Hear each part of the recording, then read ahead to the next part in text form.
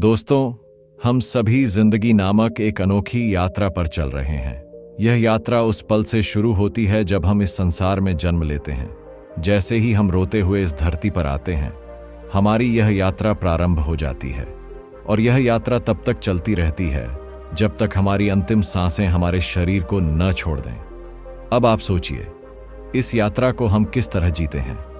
कभी हमें सुख मिलता है, कभी दुख, कभी हालात हमें आसमान पर ले जाते हैं तो कभी जमीन से भी नीचे पटक देते हैं। कोई भी इंसान इस यात्रा को सीधी सपाट सड़क की तरह तय नहीं कर सकता। हर किसी की राह में उतार चढ़ाव, कठिनाइयां और उलझनें आती ही आती हैं। लेकिन इस जीवन यात्रा में पड़ाव भी होते हैं। जैसे ट्रेन अपनी मंजिल तक पहुंचने से पहले कई स्टेशनों पर रुकती है, वैसे ही हमारी जिंदगी भी कई जगह रुकती है। सबसे दिलचस्प बात यह है कि हम में से अधिकतर लोग पहले ही पड़ाव पर अटक जाते हैं। पहला पड़ाव है अकेलापन। हाँ दोस्तों, अकेलापन। यह शब्द सुनने में भले सरल लगे, मगर इसका बोझ बहुत भारी होता है। बहुत सारे लोग बाहर से तो हंसते मुस्कुराते दिखते हैं, मगर भीतर ही भीतर अकेलापन उन्हें खा रहा होता है।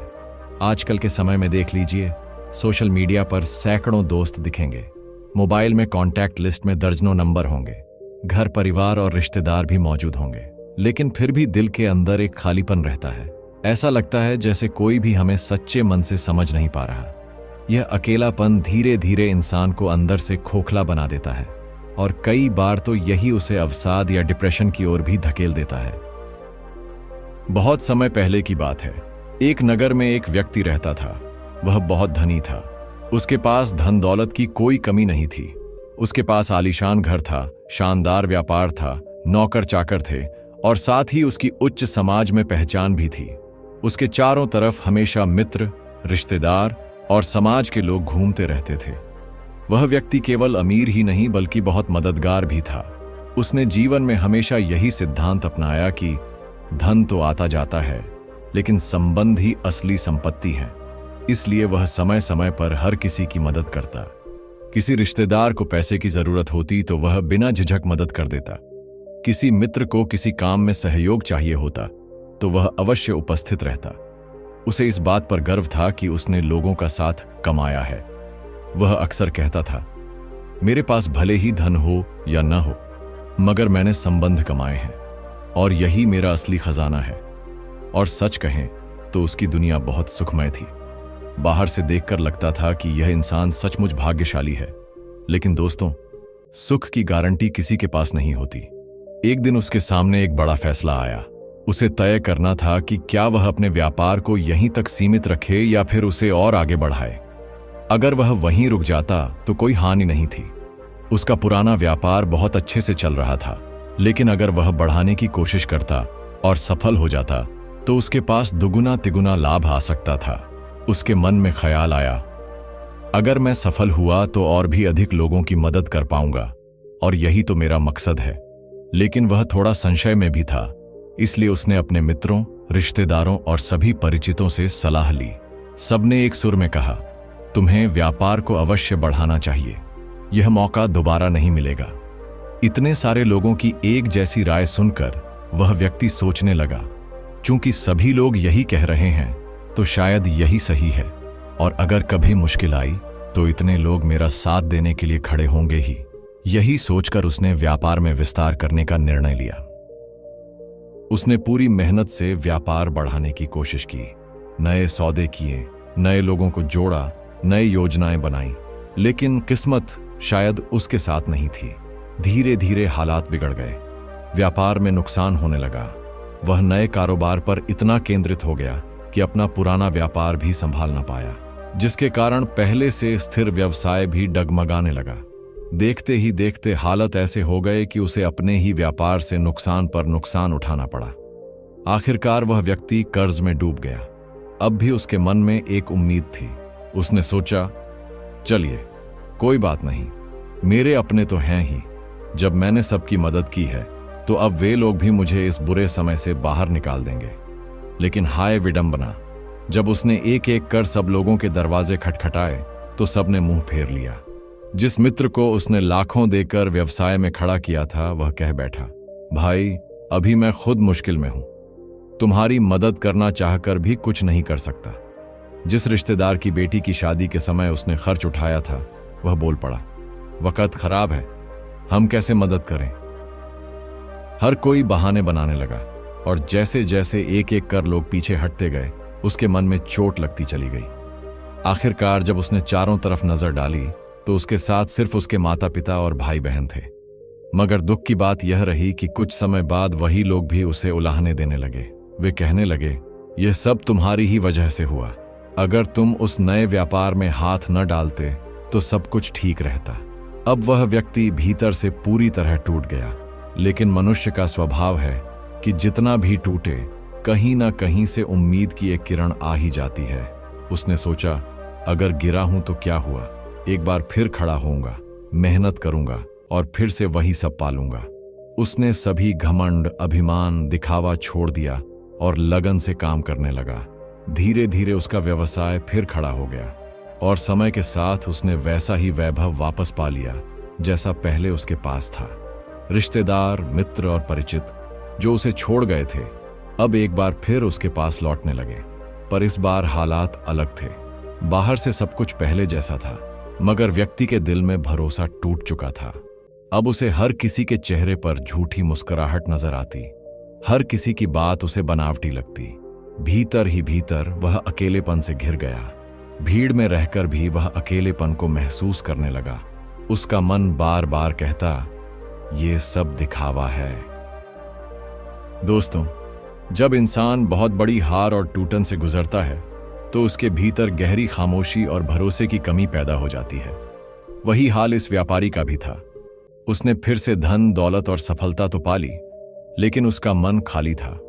वह सुबह उठता, अपने काम में लग जाता, लोगों से मिलता, मीटिंग करता, हंसता मुस्कुराता भी था, लेकिन जैसे ही अकेला होता एक अजीब सा खालीपन उसकी आत्मा को काटने लगता।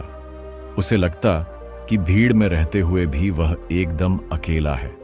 हर व्यक्ति का अपनापन उसे नकली लगता।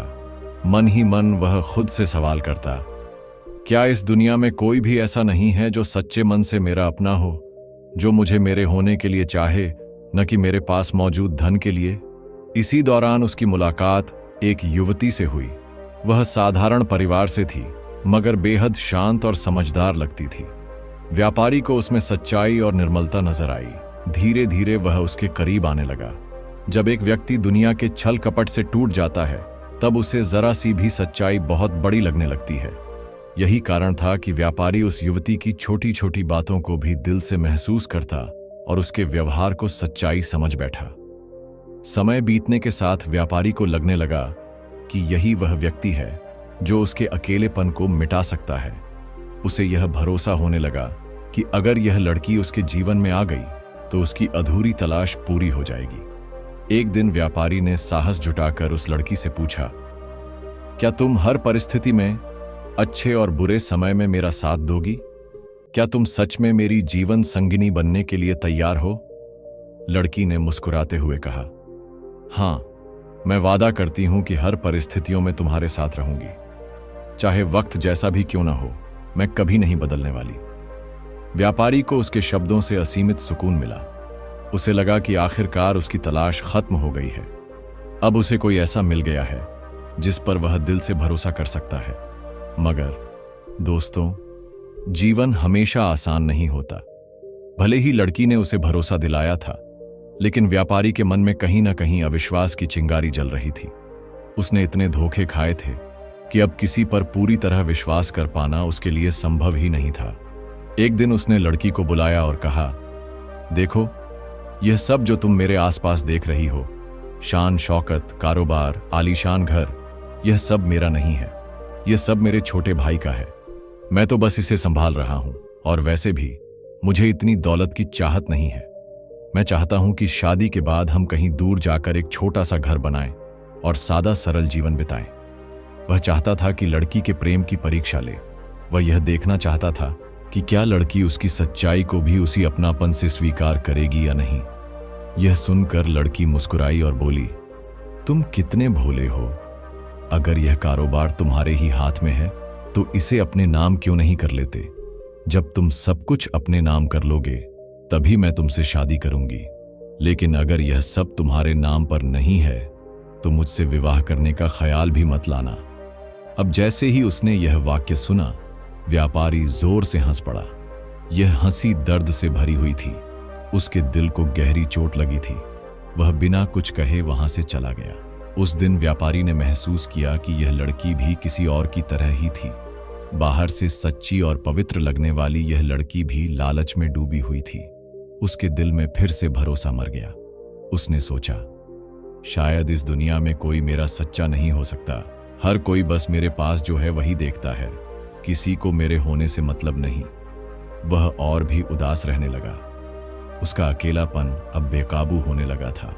भीड़ में रहकर भी उसका मन रोता रहता। रात को नींद नहीं आती। कभी कभी वह सोचने लगता कि इस जीवन का कोई अर्थ ही नहीं है। दोस्तों, आपने भी कभी ऐसा अनुभव किया होगा कि जब बाहर की सारी दुनिया नकली लगने लगे तो इंसान खुद को एक कोने में समेट लेता है। व्यापारी भी वही कर रहा था। वह घंटों अकेला बैठा रहता, खुद से बातें करता, सोचता कि कहाँ गलती हुई, क्यों हर कोई उसे छोड़ गया, क्यों किसी का अपनापन टिकता नहीं। दर्द इतना ज्यादा बढ़ गया कि उसे अपनी जिंदगी का बोझ असहनीय लगने लगा।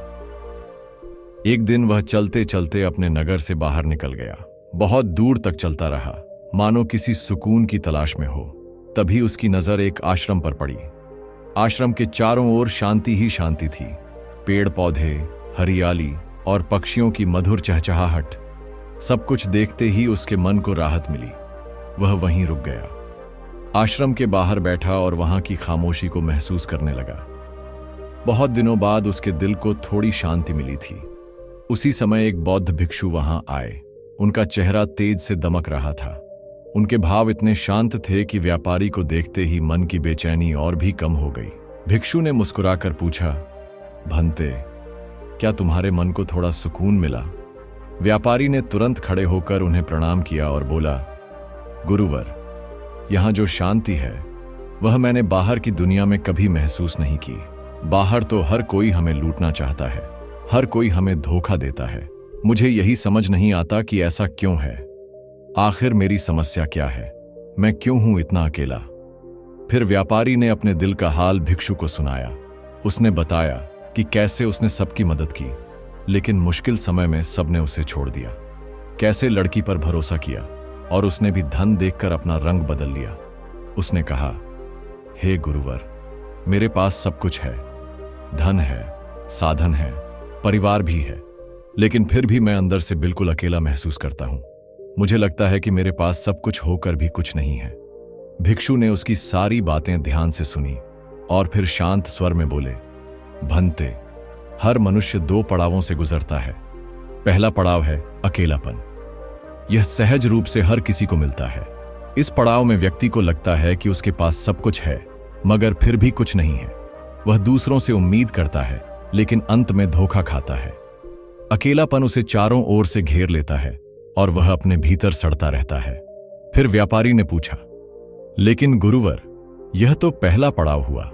अगर जीवन केवल इसी में बीत जाए तो दूसरा पड़ाव कब आता है? भिक्षु मुस्कुराए और बोले, भंते, यह जीवन की सबसे बड़ी भूल है। अधिकांश लोग यहीं फंसकर रह जाते हैं। वे दूसरे पड़ाव तक पहुंच ही नहीं पाते, और वह दूसरा पड़ाव है एकांत। जब भिक्षु ने मुस्कुराकर कहा कि जीवन का दूसरा पड़ाव एकांत है, तो व्यापारी की आंखों में जिज्ञासा भर गई। उसने तुरंत विनम्र स्वर में पूछा, गुरुवर, अकेलापन तो मैंने खूब महसूस किया है। यह इतना भयानक है कि हर क्षण आत्मा को जलाता रहता है। लेकिन आप कह रहे हैं कि इससे परे दूसरा पड़ाव एकांत है। कृपया इस रहस्य को खोलिए। आखिर अकेलेपन और एकांत में अंतर क्या है? भिक्षु ने शांत भाव से कहा, भंते, अंतर बहुत गहरा है। अकेलापन उस अवस्था का नाम है जहां तुम्हारे भीतर खालीपन और असहायता होती है। तुम्हें लगता है कि तुम्हारे साथ कोई नहीं है। तुम्हारे मन का बोझ इतना भारी हो जाता है कि तुम रोना चाहते हो, टूटना चाहते हो। लेकिन एकांत का अर्थ बिल्कुल अलग है। एकांत में व्यक्ति अकेला तो होता है, पर असहाय नहीं। वहां वह शांति में होता है। एकांत में व्यक्ति बाहरी सहारे की ओर नहीं देखता, बल्कि अपने भीतर शरण पाता है। यही शरण उसको असीम शक्ति और आनंद देती है। व्यापारी ने थोड़ा सोचकर कहा, गुरुवर, अगर यह इतना सरल होता तो कौन अकेला रहता? हम सब एकांत का सुख क्यों न पा लेते? क्यों अधिकतर लोग आजीवन सिर्फ अकेलेपन में ही घुटते रहते हैं? भिक्षु हल्की मुस्कुराहट के साथ बोले, क्योंकि भंते, अधिकांश लोग अपने भीतर झांकना नहीं जानते। वे अपनी शक्ति बाहर ढूंढते हैं। कोई धन इकट्ठा करता है, कोई संबंध, कोई प्रतिष्ठा, कोई करियर। सबको लगता है कि शायद यही हमें सुकून देंगे, लेकिन जब ये चीजें टूटती या बदलती हैं तो वे लोग अकेलेपन में डूब जाते हैं। सच ये है कि सुख न तो धन में है, न ही रिश्तों में, न ही बाहर की दुनिया में। असली सुख आत्मज्ञान में है। जो अपने भीतर उतर गया वही अकेलेपन से उठकर एकांत की अवस्था में पहुंचा। भिक्षु ने समझाना जारी रखा, सुनो भंते, अकेलेपन में इंसान हर वक्त कहता है, काश कोई मेरा होता, काश कोई मुझे समझ पाता, काश कोई मेरे दुख का साथी बनता। लेकिन तुम देख रहे हो, ये सब कोई और पर टिका है। इसीलिए अकेलापन कभी खत्म नहीं होता, क्योंकि मनुष्य चाहे जितना भी खुद को दूसरों से जोड़ ले, अंत में उसे अकेले ही जाना है। मृत्युशैया पर न परिवार साथ होगा, न मित्र और न ही संपत्ति। उस समय केवल तुम और तुम्हारी आत्मा होगी। तो क्यों ना उस साथी को अभी पहचान लिया जाए? इसके विपरीत भिक्षु ने कहा, एकांत में इंसान कहता है, मैं ही अपना हूं, मेरा सुख भी मेरे साथ है और दुख भी मेरे भीतर संभालने की शक्ति है। मैं दूसरों पर निर्भर नहीं, मैं अपने आत्मबल पर स्थिर हूं। भंते, यही एकांत है। भीड़ के बीच रहकर भी अगर मन भीतर स्थिर है तो वही एकांत है। एकांत में हम दूसरों की परवाह करना नहीं छोड़ते, लेकिन उनसे अपेक्षा करना छोड़ देते हैं। इसीलिए एकांत व्यक्तिगत स्वतंत्रता और शांति की अवस्था है। व्यापारी आश्चर्य में पड़ गया। उसने कहा, गुरुवर, सचमुच जब जब मेरे मित्र, रिश्तेदार और चाहने वाले मुझसे दूर हुए, मैं टूट गया। हर बार सोचा कि कोई और मुझे संभालेगा, लेकिन अंत में तो मैंने खुद ही खुद को उठाया। अगर उस समय मैं मान लेता कि और कोई मेरा सहारा नहीं है, सिर्फ मैं हूं, तो शायद कभी इतना नहीं टूटता। यह सत्य मैं अब समझ पा रहा हूं कि वास्तव में मैं ही अपना सबसे बड़ा मित्र हूं। भिक्षु ने कहा, भंते, यह संसार चलते फिरते पानी के बुलबुलों की तरह है। आज संबंध हैं, कल बदल जाएंगे। आज प्रतिष्ठा है, कल मिट जाएगी। आज दौलत है, कल गायब हो सकती है। लेकिन तुम्हारे भीतर जो आत्मा है वह अटल है। उसी में तुम्हें सच्चा सहारा मिलेगा। तुमने अपने जीवन को हमेशा दूसरों पर टिका दिया, इसलिए गिरते रहे। लेकिन जिस दिन तुमने खुद पर भरोसा किया, देखना, कोई शक्ति तुम्हें डिगा नहीं पाएगी। यही एकांत की शक्ति है।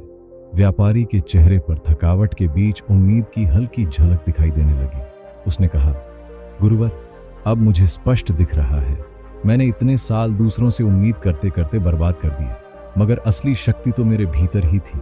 अब मैं निर्णय करता हूं कि मैं अब अकेलेपन में नहीं रहूंगा। मैं एकांत का मार्ग अपनाऊंगा। मैं खुद पर विश्वास करूंगा, खुद से प्रेम करना सीखूंगा और अपने ही साथ हमेशा खड़ा रहूंगा। भिक्षु मुस्कुराए और बोले, भंते, यही जीवन का असली मोड़ है। जब मनुष्य आत्मबोध की ओर बढ़ता है, तभी वह अकेलेपन से छुटकारा पाकर एकांत का आनंद चखता है और उसी से जीवन का असली अर्थ प्रकट होता है। आश्रम में बौद्ध भिक्षु के दर्शन और उनकी शिक्षाओं ने व्यापारी के हृदय को झकझोर दिया।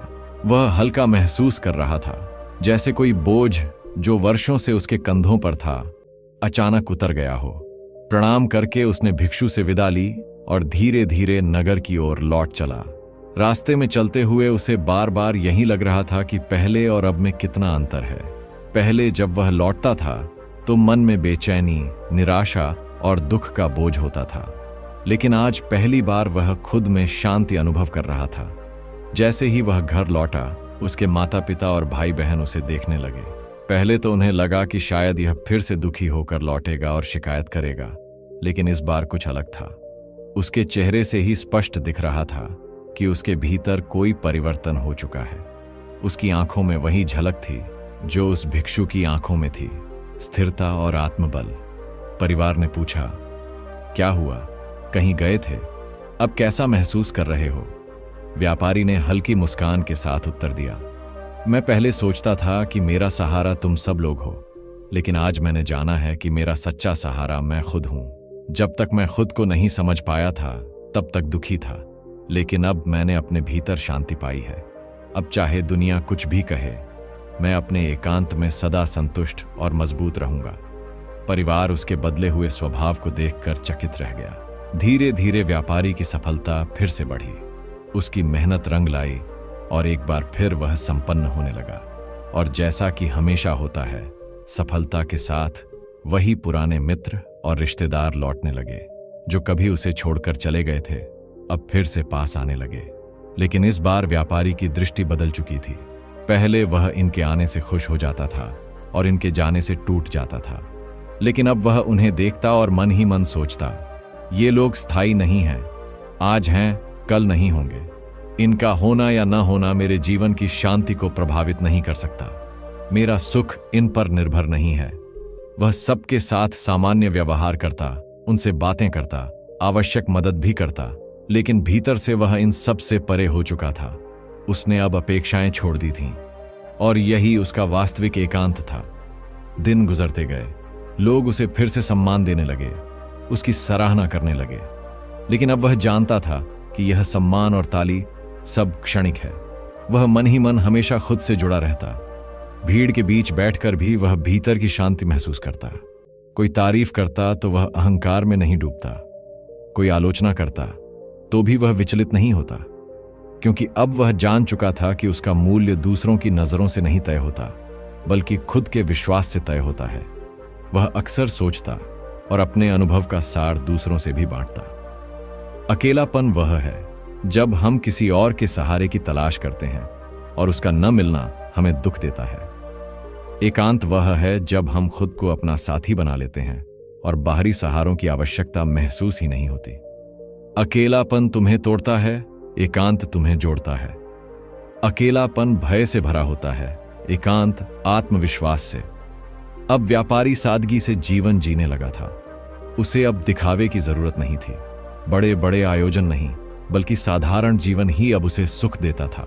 वह अपने काम पर ध्यान देता और समय निकालकर ध्यान मनन करता। कभी घर के आंगन में बैठकर खुद से ही बातें करता और उस खामोशी में गहरी खुशी महसूस करता। उसके लिए अब अकेलापन डर नहीं था। वह अब जब भी अकेला होता तो भीतर से ऊर्जा पाता।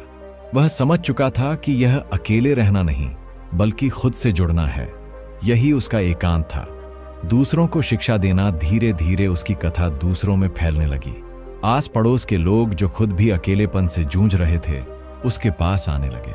वे कहते, हमें भी बताइए, हम कैसे अपने अकेलेपन को दूर करें। तब व्यापारी मुस्कुराकर वही बातें साझा करता जो भिक्षु ने उससे कही थी।